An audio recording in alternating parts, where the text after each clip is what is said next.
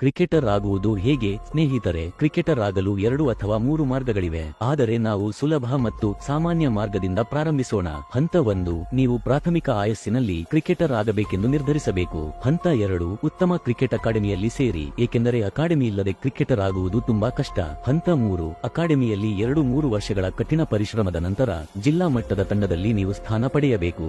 ನೀವು ಜಿಲ್ಲಾ ಮಟ್ಟದಲ್ಲಿ ಉತ್ತಮವಾಗಿ ಆಡಿದರೆ 1-2 ವರ್ಷಗಳಲ್ಲಿ ರಾಜ್ಯ ಮಟ್ಟದ ತಂಡದಲ್ಲಿ ಆಯ್ಕೆಯಾಗುವಿರಿ. ಹಂತ 4, ರಾಜ್ಯ ಮಟ್ಟದ ಟೂರ್ನಮೆಂಟ್ಗಳನ್ನು ಆಡಿದಾಗ ನಿಮ್ಮ ಸಂಪೂರ್ಣ ಗಮನ ಅಂಡರ್-19 ಭಾರತೀಯ ತಂಡದ ಕಡೆಗೆ ಇರಬೇಕು.